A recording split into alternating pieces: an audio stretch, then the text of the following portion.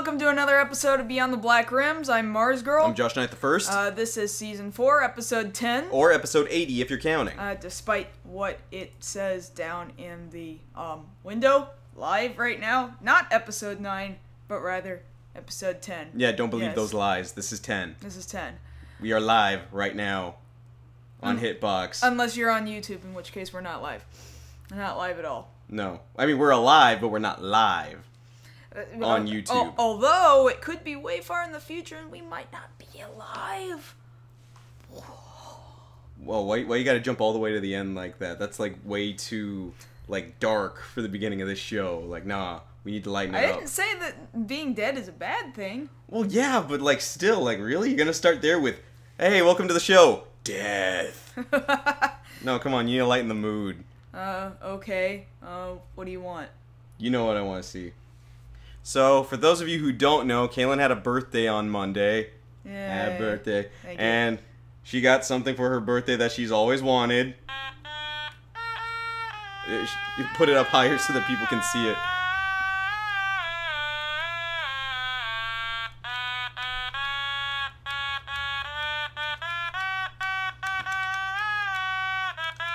I'm doing a closing to Sailor Moon. Look, yes, she's trying to do the Sailor Moon our closing music, but in case you can't tell, this little monstrosity is called...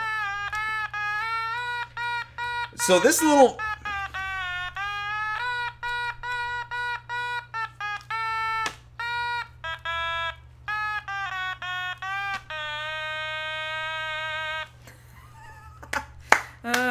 Thank you. So this little monstrosity is called an automaton.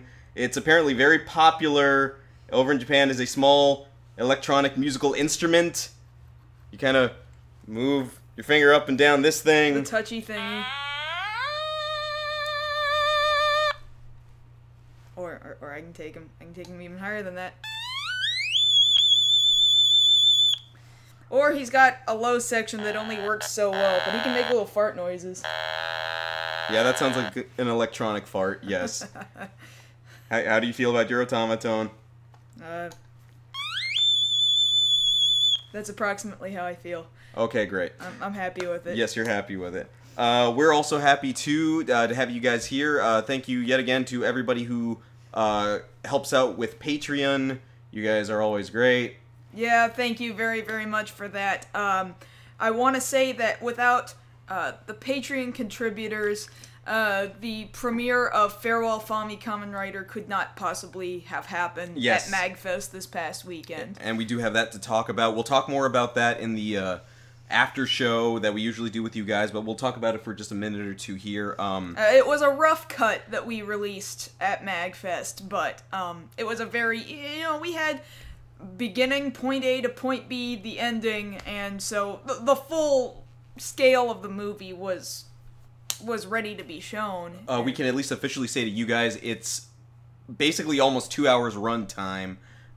We were really concerned that, oh my god, this is going to be too long, it's not going to hold people's attention, but after a trial run in our own hotel room, and everybody seemed to be pretty much like, some were saying, oh, I need to go take a shower, but then they stayed and they needed to watch it all the way through.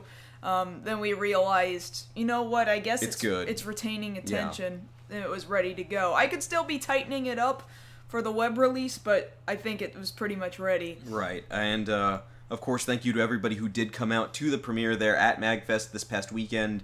It goes without saying that feels were had by all, and that's very much an understatement. Oh yeah, all kinds of different feels, not like a broad spectrum of feels, and I'm glad that it all came across the way we intended it to. Absolutely. That makes me more than happy to know that everyone felt the same way. So from there, we can tell you guys that we're of course doing the show this week, but then after this, we're gonna go ahead and clean it up, add on the little bits of polish that it needs, and then hopefully within maybe about a month or so, we'll have it for wide web release. That way everybody can get a chance to see it. I'm really looking forward to that. In fact, we're probably going to initially stream the movie, probably here on Hitbox, so that everyone can have one kind of joint experience first, and then unlock it from privacy on YouTube so that anybody else can come along and watch it later. Right. But that having been said, MagFest, of course, was, aside from that, a blast. Oh, yeah, we had always. a ton of fun there. Always, like, #1 event of the year, so that means the year is downhill from here. No!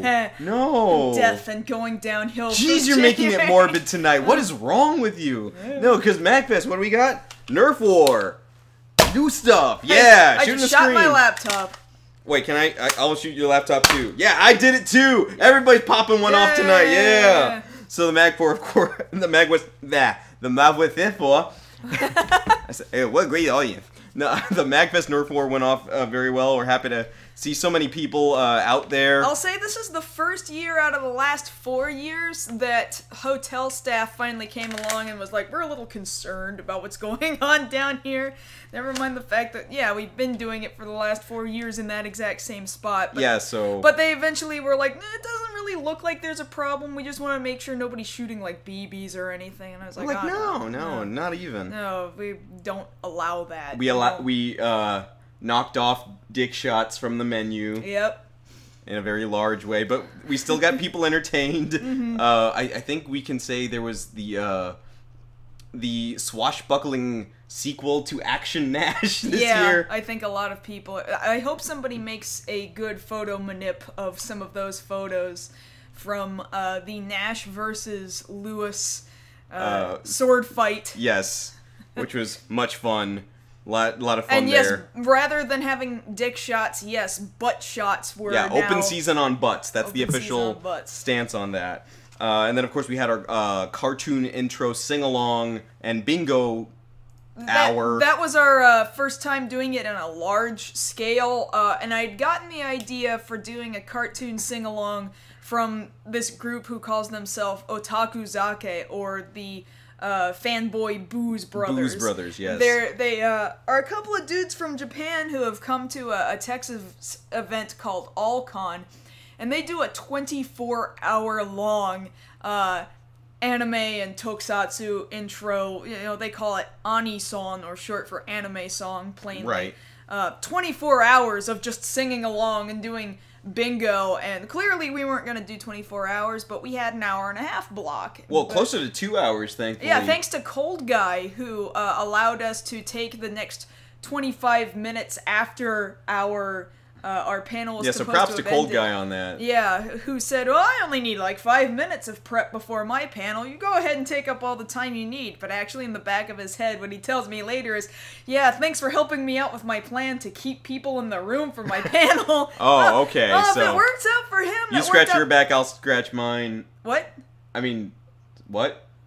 No, but point being, you know, we let people with the option, okay, write down on this bingo card the openings you think you're going to see, and if you end up getting bingo, call it out and we'll give you some prizes ranging from candy to some games that don't work on American systems. And the Retron 2. And the Retron 2. We didn't need a Retron 2 because we already have an NES and an SNES. Yeah. So, so that was the first thing to go, clearly. Of course. But it was nice to see people getting excited. The first couple of songs, it was like, okay, I kind of get what you're doing. But then after about 5 minutes or so of different openings, people were really starting to get into it. Well, yeah, because then with the bingo cards, you got a stake in it. Like, I gotta wait it out. I gotta see if my song comes up. And then it'd be like, Samurai Jack. Oh! Bingo! I got Samurai Jack. I was waiting. And then I for was Sailor shocked. Moon. Sailor Moon. Six people come up at once. Oh, bingo! I was waiting for that. I knew you were gonna play it. But then what weirded us out? Hamtaro.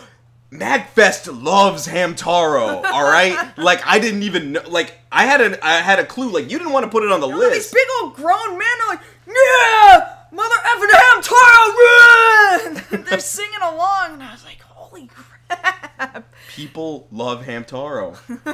I had no idea. We walk away with you explaining, no, you guys don't understand. Hamtaro is a hero. Yes, Hamtaro is a hero. I Hamster love for everybody. I didn't have any idea. But don't take that in weird ways. Don't send us any emails about that. But hopefully next year, next MagFest, we will get to do that event again. Well, yeah, because then I asked them, like, alright, I've pushed this panel as far as I can take it over time, but I just need to know, guys, would this be a panel that you would be interested in attending again?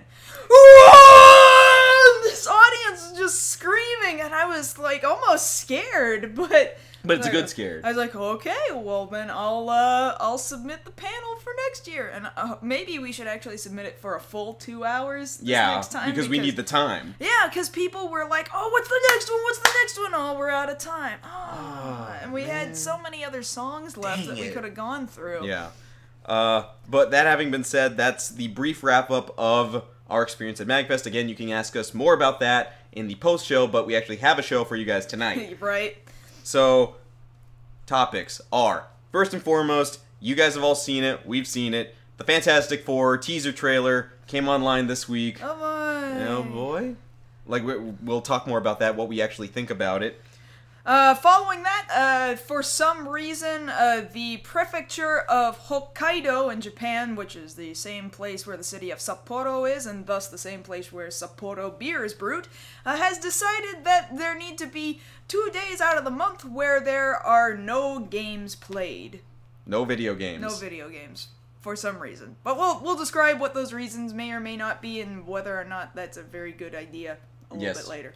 And of course, our last story, as some of you might have guessed from our intro song, is that we finally got confirmation of the cast for the Ghostbusters reboot, rehash movie, and sure enough, it's the all-female cast we were hearing about, and so you're going to hear us talk about that a little later on in tonight's show. Yay! Yay! Right. So what else is going on? Okay, so as some of you may have noticed, we've been off the air for about 2 weeks because we had to get the Fahmy Kamen Rider movie ready. As such, there is a ton of follow-ups. So let's try and, rapid-fire these things. Yeah, rapid-fire these things. Okay, so first and foremost, let's see what we got to go with. And we will start with links on your page. I know, there's so many of them. So, talks are going down with Fox right now to apparently bring the X-Files back. Okay, why? I don't know, they thought it'd be a good idea to bring it back, and apparently they've already talked to David Duchovny, and he's like, yeah, I'd do it. Sure, why not? Yeah, but with Gillian Anderson? Because she's the linchpin there. You need both of them. You can't just have it with David Duchovny. Yeah, but the thing is, she is, so... She never wants to talk about having been on the X-Files. It's like she would rather put that locked away in some past lifetime. So I'm wondering, would she bite? If she did, it would only be for the money, and if she ever went to a con, she would never talk about it, because she already starts off any panel she's ever on with, okay, first things first, don't ask me about X-Files. Oh, okay, it's only the reason why you're sitting there, ma'am. Okay. Yeah. I don't know yet. We'll hear more about that as it continues. My guess is they're not going to go through with it. Probably not. I sincerely doubt that. Probably not. We also have some new news on your favorite movie that's coming out this year, Jurassic World. Yes, your favorite movie. So apparently, from the looks of it, they have renamed the Diabolus Rex, or D-Rex, because they had to take away our fun from the hashtag She Wants the D-Rex joke that we were making. So now, apparently the monster, I'm sorry, dinosaur. No, it's a monster. It's a monster. The monster's name is now called the Indominus Rex, which is said to be capable of reaching speeds of 30 miles an hour. Its roar can be heard from 140 feet away. So if you have a motor scooter, you can drive faster than this. You can drive faster than it, which probably means Chris Pratt will outrun it on his bike. Probably. Which, at that point, yeah, we will keep She Wants the D-Rex alive. Yeah, I'm gonna say so. Indominus Rex. Yeah, it's in. There's still a D in there. The D's still there. Yeah, the D's still in there, huh? So anyway, moving on to other news, since Chris Pratt is in Jurassic World, that brings us to our next bit of news involving Chris Pratt. Apparently, he is being sought after by Disney, who, as we all know now, owns Lucasfilm, for a Indiana Jones reboot. So, 2 things. One, I don't doubt that Chris Pratt could look the part of Indiana Jones and possibly play the part of Indiana Jones. Like that, I'm not completely not sold on that idea. But, 2, I just don't necessarily think there needs to be another Indiana Jones movie. That's all I'm saying. Like these 2 feelings are sort of combating each other in my head. Well, see, the thing about it is, by this point, he's proving to himself, or not to himself, he's proving with his performances to everybody that he's actually a very capable actor. You know, he's going out there and he's part of these big blockbuster movies coming out. You know, he's finishing up Parks and Rec. That's already shot. You know, that's over with. And he's got Guardians now as a franchise. He's going into Jurassic World, and now they're looking at him for Indiana Jones. Like, he's pretty much going to be everywhere if he gets that, if they go through with it. I mean, he's a very capable actor. I absolutely don't dislike him at all. Right. The title of Indiana Jones is just kind of it's a Well, touchy see, thing I for me. would sooner put it this way. I would sooner prefer that he take on the mantle and we get a reboot than ever see Harrison Ford and his old 80-something-year-old self have to put that hat on again. I get that. I do totally get that. Even entertain the idea of Shia LaBeouf putting that hat on. Well, no, that wasn't ever going to happen. I know. Thankfully, because they almost did it, and then they took it away from him. So it was like, clearly, they're never going to go down that road. Thank God. I'm just saying, out of all the options we've got, that's not the worst one. No, by any stretch. You're absolutely right. I'm not completely turned off to the idea. I think I would have to see a trailer before I got turned off to it entirely. So. Right, exactly. Another bit of information we're hearing about Kingdom Hearts 3. So apparently now there is a pre-order available on Amazon stating that the game will be released on December 31st of this year. Which usually indicates a placeholder date. It probably means they're going to move said date around. But if like a full-fledged pre-order is in place, like sometimes they put in a December 31st kind of date and it just sits there, but you can't pre-order it. But if they're actually physically putting in a pre-order date, that means they're expecting it to kind of sort of be ready somewhere around that general time.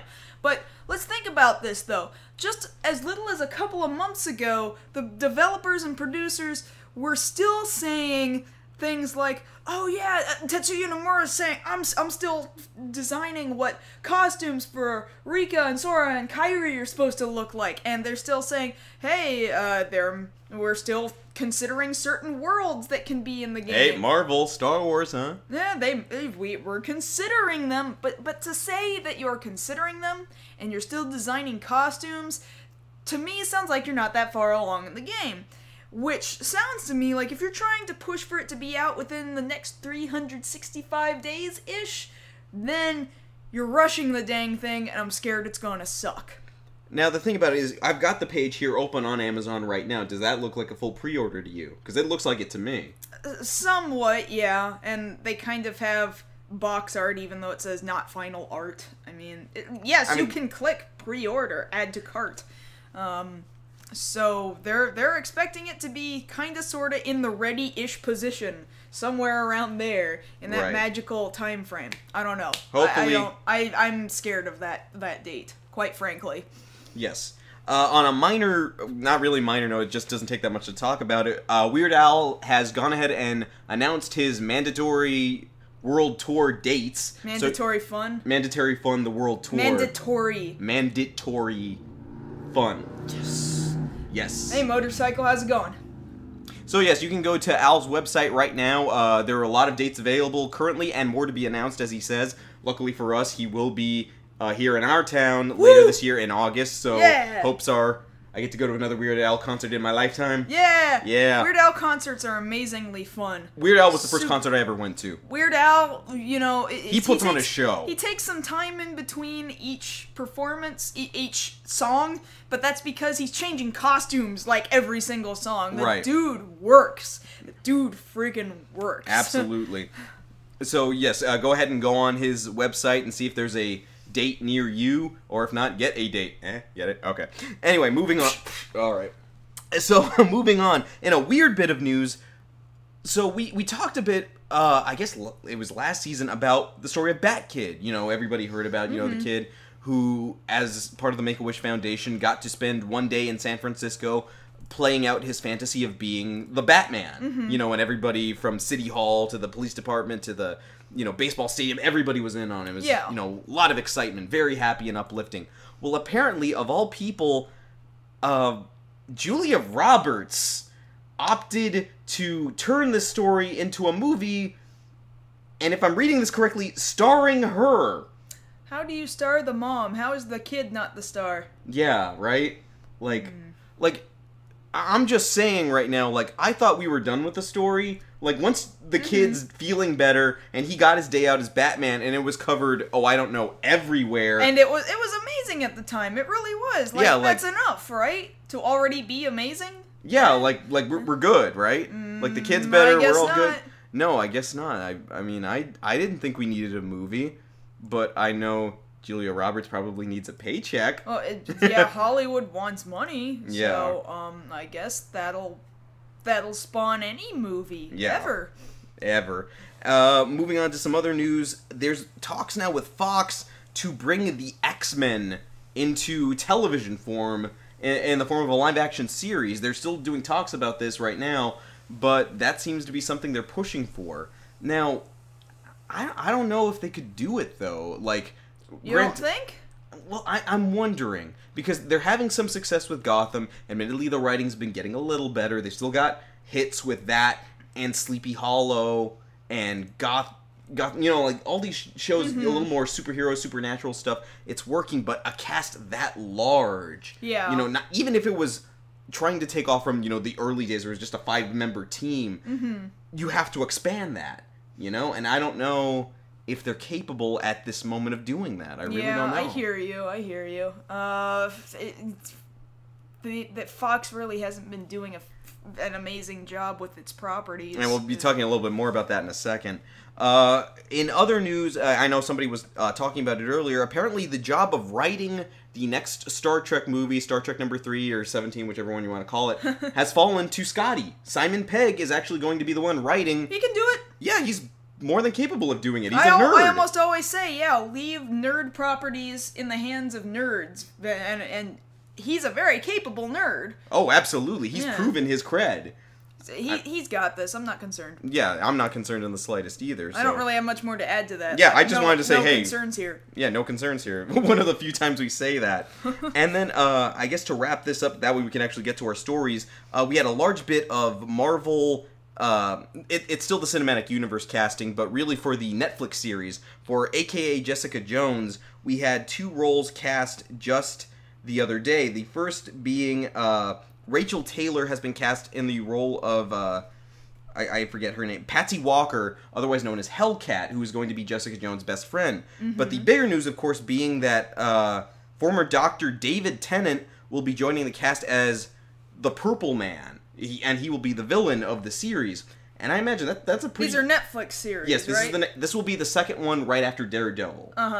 And that, of course, will feature Kristen Ritter in the title role of Jessica Jones.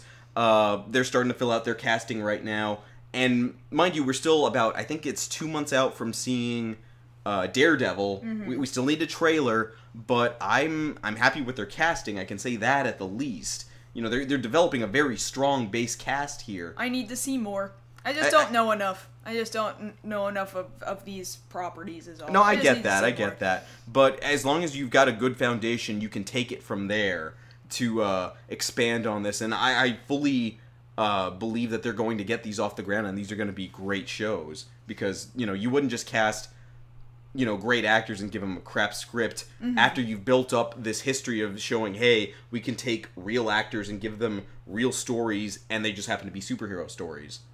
Like, that's what Marvel's been proving. Okay. You're more of an expert on the subject than I am. I just have to admit that. Okay, well, that having been said, our first story is a superhero story. Yes, it is. So we'll go ahead and move on to our core stories. But at least this one, I saw the previous 2 Fantastic Four movies.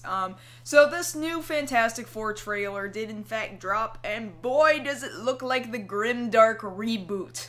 The definition of grimdark reboot. Grimdark, dark, gritty reboot of Fantastic Four. So, you're telling me that it looks to be more based on the, Ultimate line? Storyline? Now, admittedly, like, when it came out, I'm not as big of a comic head as many other people. You can find other people, probably in your own neighborhood or even more so online, that are more capable of talking comics. But at the least, I can say when the Ultimate storylines dropped of, like, Spider-Man, Fantastic Four, I was on that. Yeah. Because I could be there from the beginning. And Ultimate Fantastic Four was one of those that I picked up. And I admittedly very much liked their take on it. You know, they changed the origin a bit, and this seems to be what they're going with here in the in this movie, where instead of going out into space and being bombarded with cosmic radiation, now what's happening is they're basically teleporting to another dimension, and the process of teleportation there and back messes with their bodily makeup, and that's what gives them their powers. Yeah, so that doesn't really bother me. Yeah, either. that's not what bothers me either. Now, which is to say something bothers us. Well, you read the Ultimate line then. How dark, gritty was that story? Well, it's got some grit to it. I'm not gonna say it doesn't. But it's still very much a comic book. So you know they keep what they need to from the regular storylines. But then they're just adapting it a little bit. Like, everybody's noticeably at least a good 10 years younger. Like, Reed Richards is barely in his 20s. And most of everybody else, you know, Sue Storm, Johnny, Ben, they're all about that age. You know, they're much younger. And it kind of wraps together that they were all going to a school for the gifted together, with the exception of Ben, who's a little not as bright as them, but that's fine. That's kind of the characterization as it is. Yeah, always has been. I'm just sort of wondering, like, I'm gonna watch it anyway. I'm gonna watch it no matter what, probably. Doesn't it seem like it's looking like they have masked the fact that this is based on a superhero comic? Well, I'm remembering the conversation we had with, you know, my brother last night, and I agree with his sentiment. When you look at this trailer, if you didn't already know this was going to be Fantastic Four up until the part where you see them, you know, put out energy fields and light on fire, you would think this is a movie along the lines of, say, Interstellar. You know, where it's trying to very much be bigger and more grandiose with its ideals than it would have you believe. But I find that to be a little, at the least, it has to be misleading. Like, I don't feel that that's... Unless the whole movie really is tailored that way. I don't know that it's misleading, it's just that they've completely reimagined what the story is supposed to look and feel like. And are they going to be considered super... Like, do we know what villain, if any, is No, even we there? do. It's going to be Dr. Doom. Again. Has the trailer even hinted at that?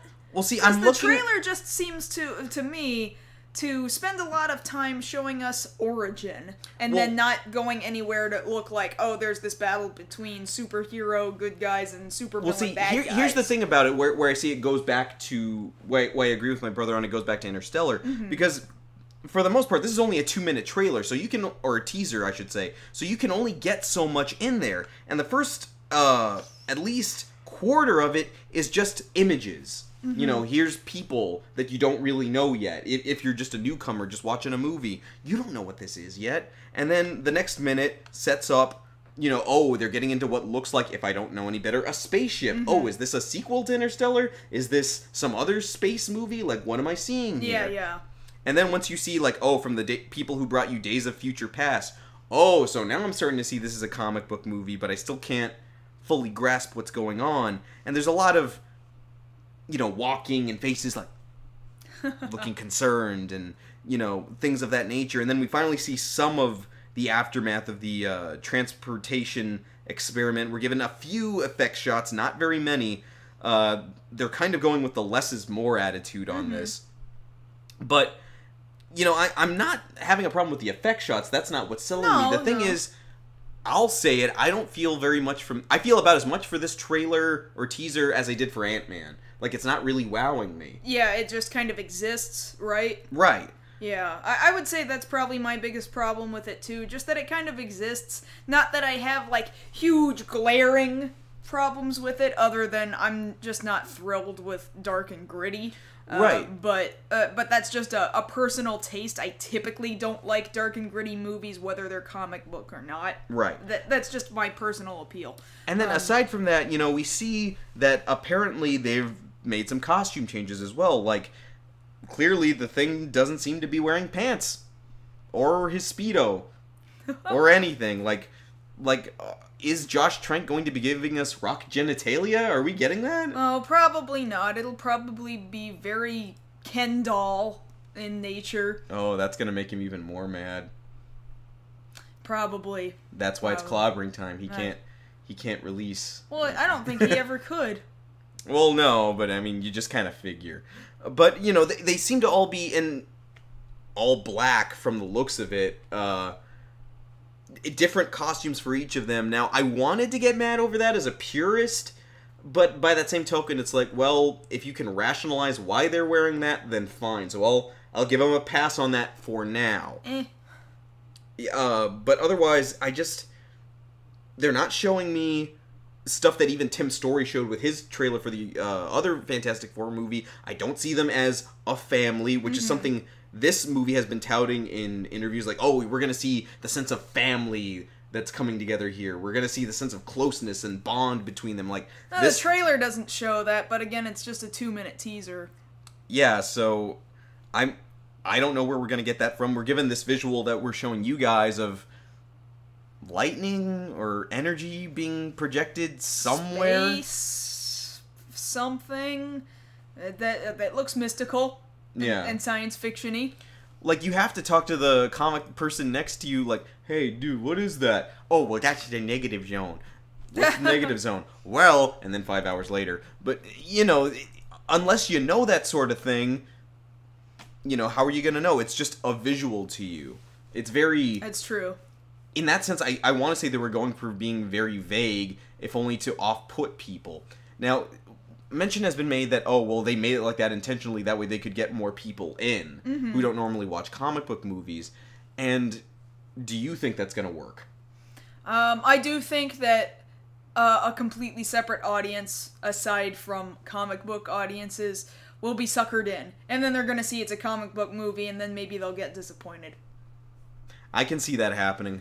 I can. That's just an early prediction, but we'll see with another trailer. Once they get a more full trailer, I think maybe people will get a more clear understanding of what they're looking at. Right, because... Right now I'm wondering who they think their audience is going to be. Whether it's going to be comic book people is it or going to be the normal people. Yeah, is it comic book people? Is it normal people? Or is it movie heads? Like, oh, the cinematography in this was amazing, and look at these angles. Like... Who are they selling to? Because I don't know who they're selling to. Yeah, I can't quite tell yet. It's going to take another trailer for me to get a little closer to telling. Yeah, at this point, our opinion is kind of... What is it? Yeah. What is it? Yeah, like... although granted, I mean, do you think anything is better than the previous 2 Fantastic Four movies? Well, I'll say this much because I know we got to get to our other topics. I actually like Tim Story's first Fantastic Four movie. It was okay. It was okay. The problem was the sequel. Yeah. You know, that's where they kind of tanked. And now, from tanking, we've gone to tranking. You get it? Because Josh Trank. Okay. So anyway, and of course that's not to say it's anything like the Roger Corman, you have to go get it at a comic book convention or look at it on YouTube, Fantastic Four movie, which we watched that one night. Over at Chris. Oh, yeah. That one. You know what? That one, I would say, is better than the sequel Fantastic Four movie. I'll say that. I'll agree to that. Come on, that movie, for being so old and so under budget, had so much heart and it had heart, comic core. And they got the costumes right. That's like, what the I'm hell? Saying. Like, for as friggin' cheesy as it is, come on, give it credit where credit is due. Exactly. And it never released. Like, my God, why? Yeah. So, that's Fantastic Four for you. Hopefully we'll hear more later, and hopefully we'll be able to disavow some of the stuff we've heard about Doctor Doom, but more on that when it develops. Do you need a translator? No, I'm okay. Okay, great. So, moving on to our second story. No Game Day! No Game Day in Hokkaido. From what this image tells us here, it says, if I'm understanding correctly, the first and third Sundays of the month, and this, I believe, is going to be a monthly thing. Both adults and children will be encouraged to put their games down and try and be together as a family or start reading or what have you. Again, this is in Hokkaido, the Hokkaido prefecture of Japan, which is the northernmost island. where the city of Sapporo is, and again, the Sapporo beer factory is there, so that might be a way for you to understand, comprehend where it is, the kind of people that are there. And from what I'm reading, now granted, we found the article on Kotaku. Kotaku is kind of making this jump in logic that it's, and I'm not sure if this is confirmed or not.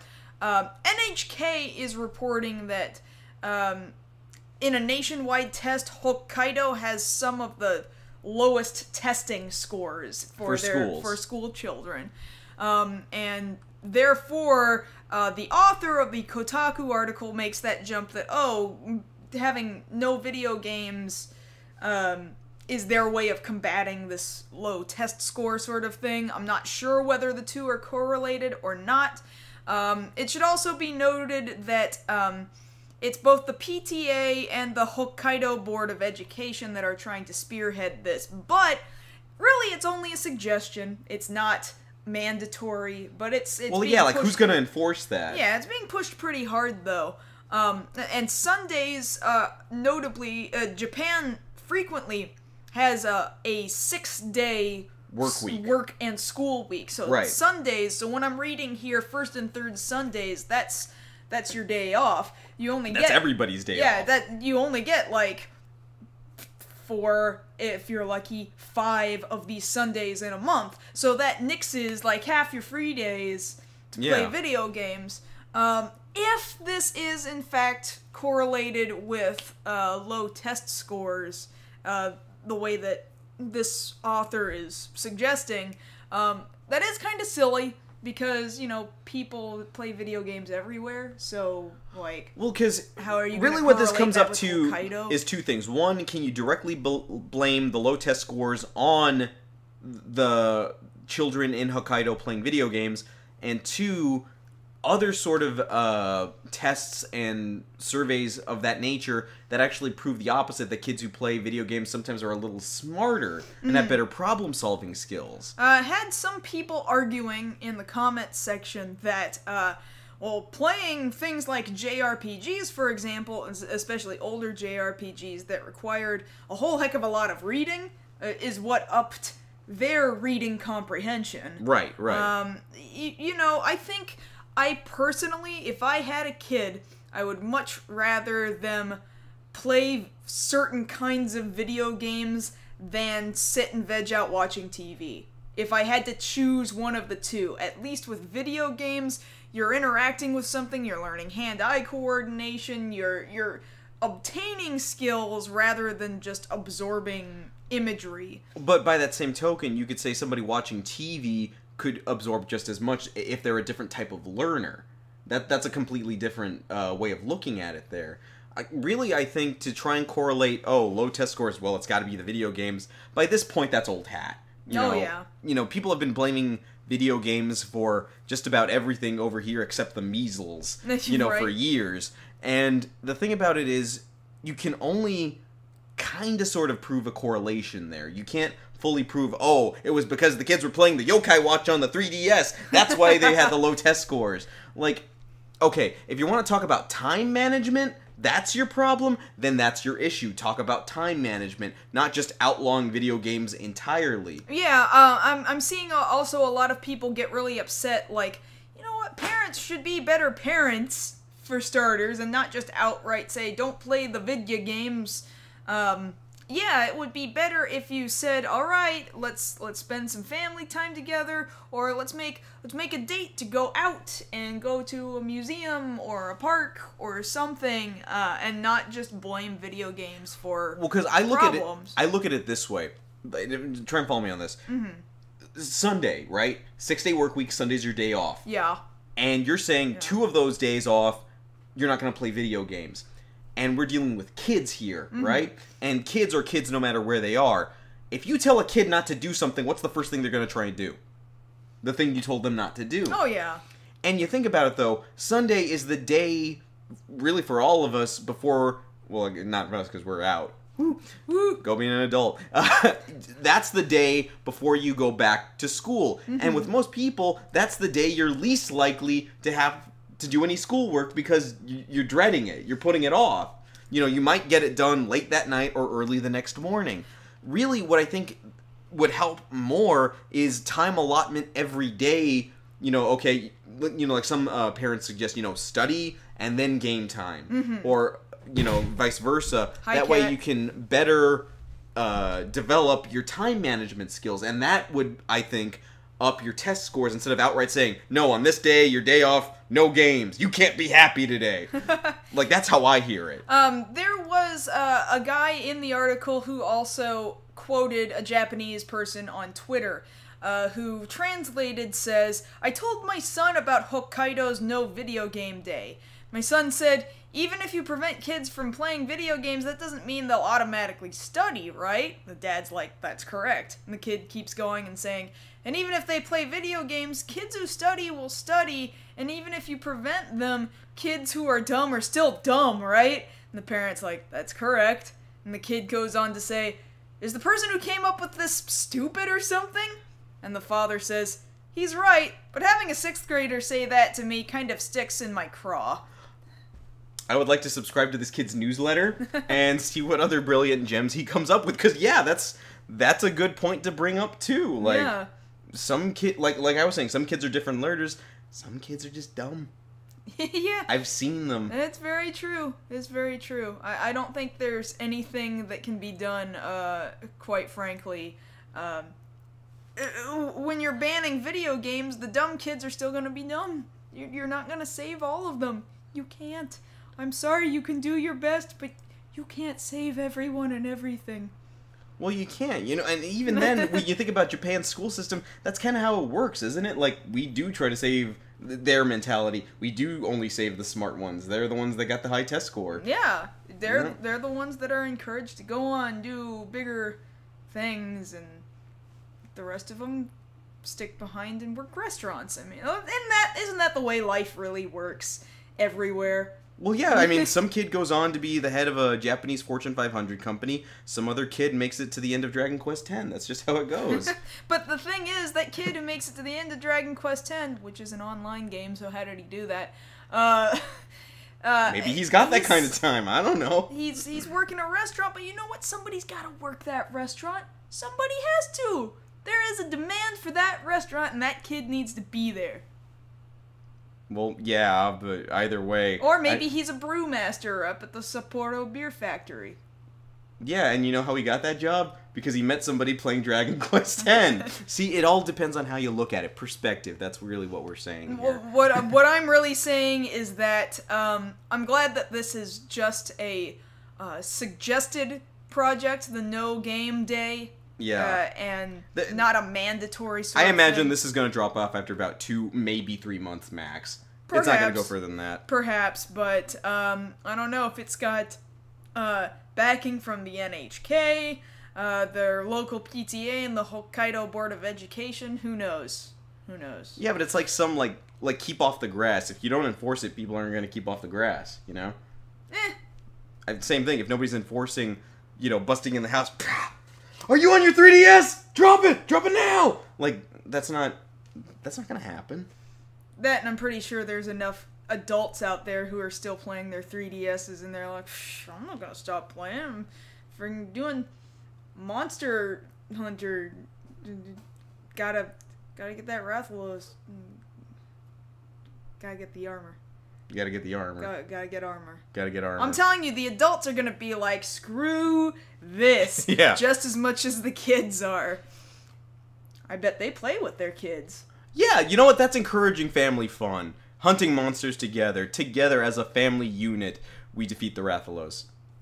Armor for everybody. Armor for everybody, because it sure is difficult to get it for just one person. I know, right? Okay, so moving on. I really want Monster Hunter. I do too. Okay, moving on to our last story with the time we've got left. I don't think we've got enough time to cover this. Oh yeah, we're fine. So, what you see here aren't just Saturday Night Live alumni and current cast members. That's what it seems like to me. Yeah, this isn't the cast for Saturday Night, or though some of them are in there. What you're looking at here is the official cast for Paul Feig's Ghostbusters reboot. And again, I think I've mentioned this before. I'm not bothered by it being an all-female cast. I'm not either. So that is totally not my issue, and, go full female cast. Absolutely.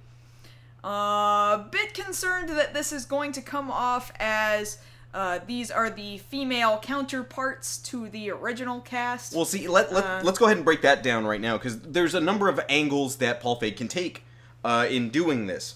Now, he's saying this is a hard reboot, no ties to the original 2 movies that came before this, or the series, the cartoons, I mean. Anything of that nature. It's all separate. It's all its own thing. That having been said, we were even talking to people about this last week. When it comes to these women playing these roles, like, to me, it seems kind of obvious, like, oh, well, we know who's Venkman, who's Ray, who's Egon, and who's Winston. Like, even that's if you're not straight up naming them. Like, you kind of look at them and you kind of figure, like, I'll call it right now, friggin' Kristen Wiig is Venkman, Melissa McCarthy, she's Ray, Felicity Jones... Oh, I'm sorry, Leslie Jones. Leslie Jones is Winston, and that leaves Kate McKinnon to be Egon. Essentially, those are the archetype roles. I just hope they don't name them those names, because that would be that much more insulting, I think. I just feel like they should be their own people, and they should be known for being their own people, not trying to fulfill certain roles that already existed.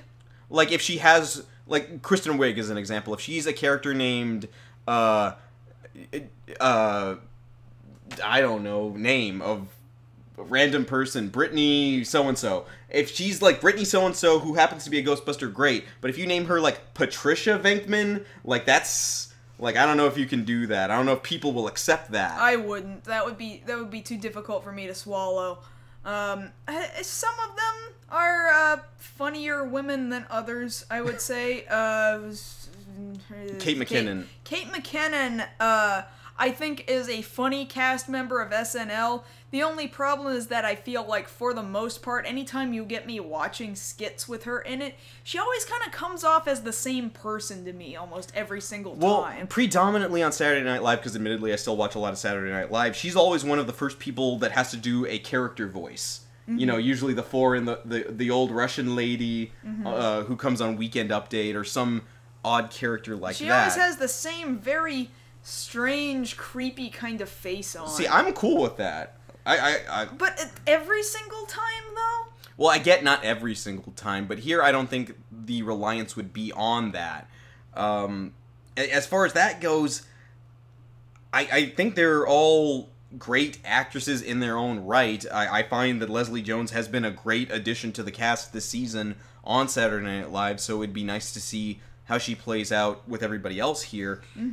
The thing about it, of course, the other, I guess, worry is the way you'd phrase it, is that will it end up like some of Paul Feig's other work, like it'll be like Bridesmaids just with ghosts? Hey, Josh, how much do you know about this HitFix website? Just out of Not much. curiosity. Because there's other news that's being linked to from this HitFix place, and I don't know how accurate it is, but they're saying we have names of characters and character descriptions. Are they tied to actresses yet? Site breaks down the new Ghostbusting team. They just list names of characters, but not which character is in fact being played by which. Okay.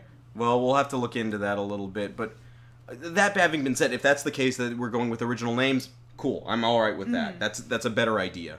Now, like we've said before, Paul Feig has made it a thing that they're going to try and make this a scarier Ghostbusters experience.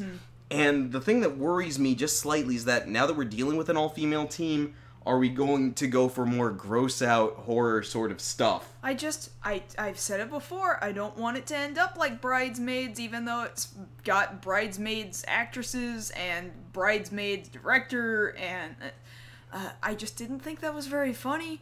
So I'm just hoping that it pulls back on raunchy humor and kind of stays away from it just a little bit. Going more scary could be okay so long as it's still funny. Let's just not go raunchy, is what I'm saying, because I don't think Ghostbusters needs to get into raunch territory. Right. I do like, I think it was Nash that retweeted somebody coming up with this little one-liner. It's true, Your Honor. This cast has no dick. Yeah. Which is nice enough, but, like, I think it's okay for, like, callbacks like that, like, people saying similar lines, not unlike what they did with RoboCop, would work here, because some of those lines are just still universally funny. Yeah, it's not I like agree. shoehorning in, I'd buy that for $1. Yeah, that was weird. Having no context in that given situation. Right. That was kind of an awkward place to put it. But with this, you know, there's so many great one-liners from the original or either movie that I imagine will still find their way in there in some way, shape, or form. You know, like somebody having a Stay Puffed mug, you know, that they're drinking out That of. would You be know, cool. A nice That'd be little cool. visual nod. The other thing that we have to report on here is that they've gone ahead and given us a release date, which is going to be July 22nd of next year, and they're looking to shoot later this year for that release date. Makes sense. Now that puts it up against Guy Ritchie's King Arthur movie that he's working on over at Sony, and it also puts it up directly against the Power Rangers reboot movie next year. Do you think that Ghostbusters and Power Rangers have a different enough audience, or is their audience too similar? And I would say, as far as nostalgia goes, that's an overlapping audience. You think? And I would sooner bet that Power Rangers will be the one to buckle, because by this point we have no new news since the last time we talked about it. They will move out of the way for Ghostbusters, because by this point, Ghostbusters is still the more marketable property. I would right say now. so, yeah. Because we've got Power Rangers coming out with Dino Charge later. Because I think Ghostbusters is more universal, whereas Power Rangers is more a certain type of child had an attachment to it. and a certain kind of adult by that virtue. Yeah. So as far as that goes, I'm pretty sure they're going to keep the date. As far as that goes, you know, you think about it, all these reboots happening right next to each other. It's like a comment we said a while back, like, what year is it, man? What's going on? And I don't know. I have yet to see anything that makes me very positive about this. I'm trying to stay away from the negative mindset on this movie. I'm not quite sure yet. I'm just still like wary. lots of other things, we still need to see more, I think. Right. Now, the casting does make me feel a little bit better seeing, like, well, I know comedically all four of these women are very capable. You know, that's not my concern. My concern is that their comedy is filtered and honed in a way that makes for a good overall movie experience, especially having to add on that, oh, by the way, this is also Ghostbusters. Right. Now, having said that, you have to think of, like, what possible ghost could they be catching now? Like, I'm sure that you can invent any number of ghosts. Hell, the real Ghostbusters did it 80 bajillion times. They've just invented stuff or took from old classic historical fiction lore, rumor, legend, you know, and made, like, you could make full episodes or full movies out of certain episodes. They were friggin' good episodes. Now, here's my other thing that I'm worried about. Aside from that, because of the fact that it's an all-female cast, does that mean we're going to be dealt a very heavy-handed, where women hear us roar, overarching tone? Or are we going to keep it to just funny, hey, these are funny people who are catching ghosts who happen to be female? I would prefer just funny people. I mean, if there happens to be a line of, you know, female empowerment, I'm fine with that. I'm okay with that. You know, say somebody did try to suggest that they're not capable of doing their job because they're women, and then they have to go and prove that they're just capable human beings. Okay, that's fine. If the whole thing is wrapped up in look at us being women for the sake of being women, like, I get that being there. I get those kind of scenes being there. I just don't want to be hit over the head with it, you know? Because, again, this is Ghostbusters. I want to see ghosts and busting. Because busting is supposed to make me feel good. Yeah, quite frankly, to me, the gender of the Ghostbuster does not matter. The word Ghostbuster is not a gender-specific title. Yeah, it's a gender-neutral title. It's a very gender-neutral title, and anybody could do it. You could, have a trans person be in the Ghostbusters, and I don't care. Are you busting ghosts? Are you Good. funny? Are you funny? Can you bust the ghosts? Then do it. Yeah. Do it, and make me laugh, and it will be a good movie. Yes. Yeah, that's exactly where I'd like to come from with it. So hopefully we'll get a better idea of that. Another big part of it, and I know we got to wrap up, will have to do with the look of the Ghostbusters now. Like, are the costumes now going to be a little more, I don't know, fashionable? Because admittedly, you know, the tan suit, I still want to see the tan suit. I want them in the old jumpsuit. I don't want them to have to update that. I want it the way it looks. It would be nice, yeah. We'll see. We'll see. I need to see more. To see more. And then just the same, like, do they still get the Ecto-1? Like, do you... If I don't hear the... If I don't hear that, then, no, you've lost me. No, I'll at least agree with you there, Movie Brat. I don't want, like, no shorts. Like Ghostbusting shorts. That's like... Booty shorts, yeah. No, that's like a bad Halloween costume. Like, I don't want them in... I have seen that costume. We've seen those costumes on sale. They're $30. And the zipper's all the way down here. Yeah. Yeah, no. Yeah, I don't want to see that in the Ghostbusters reboot. I don't want to see that in the Power Rangers reboot. We just don't need it. We don't need it. Don't need it. No. Because how does that help you catch a ghost? Unless the ghost was a pervert. Like really, what would be the functional there was purpose? that one time that Ray fell asleep and then a ghost came and unzipped his pants. I mean, like, that ghost. You know, was he says that happened to him, right? Yeah, well, Dan Aykroyd's kind of a weird guy. He's, like, notably a very weird guy. Yeah, webbed feet. Webbed feet and all. Very strange man. Not having nothing to do with his webbed feet. He's just a very strange man. Yeah. I think we're done with Ghostbusters. Yeah, I think we're good with that. So, you know, I want to see more out of this. I want to see what they're going to look like. I want to know more about this. I want to feel more positive about any of the stuff we've been talking about tonight. Because really, we only want the best out of this stuff. I want to feel happy about seeing Ghostbusters again and seeing the Fantastic Four again. I just need more proof. Yeah. I guess we're the kind of people that aren't going to believe it until we see it. Pretty much at this point.